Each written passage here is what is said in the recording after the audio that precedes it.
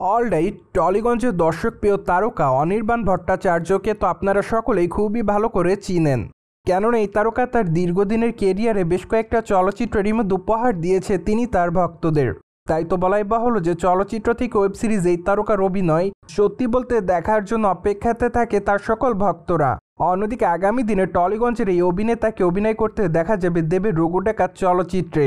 যদিও এতদিন যাবৎ অবশ্য রঘু ডাকাত চলচ্চিত্রের শুটিংয়ের কাজে যোগদান করেছিলেন না তিনি, তাই তো অনেকে ভেবেছিলেন হয়তো চলচ্চিত্রটিতে অভিনয় করতে দেখা যাবে অনির্বাণকে।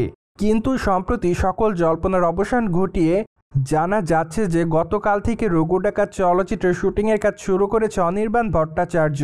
এমনকি এখানে একটানা বেশ কয়েকটা দিন শুটিংয়ের কাজ করবেন এই তারকা। পাশাপাশি আরও জানা যায় যে চলচ্চিত্রের পর্দায় খুবই গুরুত্বপূর্ণ চরিত্রে দেখা যাবে তাকে। কিন্তু এখানে এই তারকা স্ক্রিন টাইম কম পাবে এমনটাও জানা যায়। যাই হোক, বর্তমানে অবশ্য পূর্ব বর্ধমানে চলচ্চিত্রের শুটিংয়ের কাজ চলছে। এমনকি আরও জানা যায় যে চলচ্চিত্রের শুটিংয়ের কাজ প্রায় ৮০% শেষের দিকে। তাই তো আর মাত্র ২০% চলচ্চিত্রের শুটিংয়ের কাজ বাকি আছে। এমনকি চলিত মাসের মধ্যে চলচ্চিত্রের সম্পূর্ণ শুটিংয়ের কাজ শেষ করা হবে।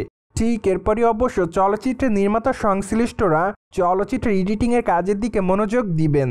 যাই হোক দর্শক, আপনি আসলে অনির্বাণ ভট্টাচার্যের অভিনয় কতটুকু পছন্দ করেন, এমনকি রঘু ডাকাত চলচ্চিত্রে তার অভিনয় দেখার জন্য কতটুকু এক্সাইটমেন্টের মধ্যে আছেন, তা অবশ্যই কমেন্ট বক্সে জানাতে কিন্তু ভুলবেন না। অন্যদিকে আপনারা সকলে জানেন যে টলিগঞ্জের দর্শকপ্রিয় তারকাদের মধ্যে অন্যতম দেব। তাছাড়া এই তারকা তার কেরিয়ারের মধ্যে একাধিক চলচ্চিত্র উপহার দিয়েছে তিনি তার ভক্তদের।